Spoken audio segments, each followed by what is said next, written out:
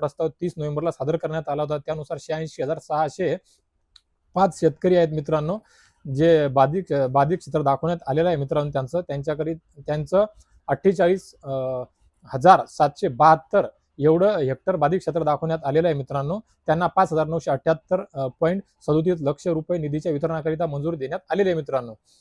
नाशिकच्या नंतर पुढचा जिल्हा आहे अहिल्यानगर जिल्ह्यामध्ये ऑक्टोबर महिन्यामध्ये जे नुकसान झालेलं आहे त्याचा प्रस्ताव 30 नोव्हेंबर 2025 सादर करण्यात आलेला होता. तर त्यानुसार 29,256 शेतकरी बाधित दाखवण्यात आलेले आहे आणि 6,703 हेक्टर एवढं क्षेत्र बाधित असल्याचं नमूद केलेलं आहे मित्रांनो. त्यांच्याकरिता 7,663.54 रुपये लक्ष निधीच्या वितरणाकरिता मंजुरी दिलेली आहे मित्रांनो. हे सर्व जे 5 विभाग पाहिले, हे सर्व 5 विभागातले सर्व जिल्हे पाहिले, याचं एकूण मिळून सर्व जवळपास मित्रांनो 482 कोटी 10,69,000 रुपयाच्या निधीच्या वितरणाकरिता मंजूर मिळाली. हे होते मित्रांनो 2 हेक्टर पर्यंतचे विभाग, जिल्हे आणि शेतकरी. तर आता मित्र आपण एक विभाग पाहणार आहोत. त्यामधला एक जिल्हा आहे, त्यांचं नुकसान झालेलं आहे ऑगस्ट आणि सप्टेंबर मधलं. त्यांना 2 ते 3 हेक्टर पर्यंतच्या मर्यादेमध्ये मदत मिळणे अपेक्षित होतं, बाकी होतं. तर तो विभाग आहे नागपूर जिल्हा. त्या नागपूर विभागामधला चंद्रपूर जिल्ह्यामध्ये ऑगस्ट महिन्यामध्ये जे नुकसान झालं त्याचं आणि सप्टेंबर महिन्यामध्ये जे नुकसान झालं त्याचे दोन्हीचे अहवाल 14 नोव्हेंबरला सादर करण्यात आले होते मित्रांनो. तर ऑगस्टच्या अहवालानुसार 87 शेतकरी बाधित आहे आणि सप्टेंबरच्या अहवालानुसार 1142 शेतकरी बाधित आहेत.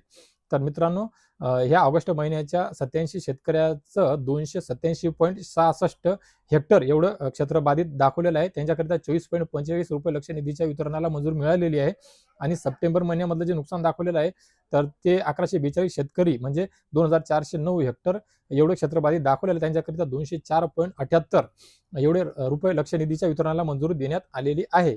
तर मित्रांनो, नागपूरमधला जे चंद्रपूर जिल्हा आहे, या चंद्रपूर जिल्ह्याकरिता 2 ते 3 हेक्टर पर्यंतची एकूण जी मदत आहे मित्रांनो ऑगस्ट आणि सप्टेंबरची, तर ती दोन्ही मिळून 2,29,23,23,000 रुपये एवढी आहे मित्रांनो. तर मित्रांनो, आशा करतो की आपणा सर्वांना ही माहिती सोप्या भाषेत सुटसुटीत तुम्हाला समजेल अशी सांगण्याचा मी प्रयत्न केलेला आहे.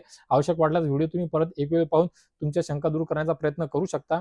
आता हा पैसा, हा निधी याचं वितरण होत असताना तुमच्या खात्यामध्ये जमा व्हावं, तुम्हाला काही कुठलीही अडचण येऊ नये याकरिता बँकेची केवायसी, आधार संलग्न, मोबाईल नंबर वगैरे साऱ्या ज्या काही गोष्टी आहेत त्या रेडी करून ठेवा. तुमचं फार्मर आयडी हे ते सर्व काही अप्रूव्हल असलं, ई केवायसी वगैरे पद्धतशीर झालेली असली, बँकेची केवायसी सुद्धा क्लिअर असली म्हणजे तुम्हाला पैसे तुमच्या खात्यामध्ये जमा होण्याकरिता अडचण येणार नाही. तर मित्र, आशा करतो ही सर्व माहिती आपणास उपयोगी ठरेल. अशीच माहिती वेळोवेळी आपणास पर्यंत मी पोहोचवू शकेन याकरिता या व्हिडिओला लाईक करा, बेल आयकॉनचे बटन दाबा, माझ्या चॅनलला सबस्क्राईब करा, पेजला फॉलो करा आणि इतर शेतकरी बांधवांपर्यंत, शेतकरी पुत्रांपर्यंत या सर्व जिल्ह्यातील तुमच्या ही माहिती पोहोचावी, सोप्या भाषेमध्ये त्यांना समजावी याकरिता या व्हिडिओला सुद्धा त्यांच्यापर्यंत सर्वदूर शेअर करा मित्रांनो. तर मित्र, या व्हिडिओमध्ये एवढेच थांबूया. भेटूया एका नवीन व्हिडिओमध्ये नवीन माहिती सोबत.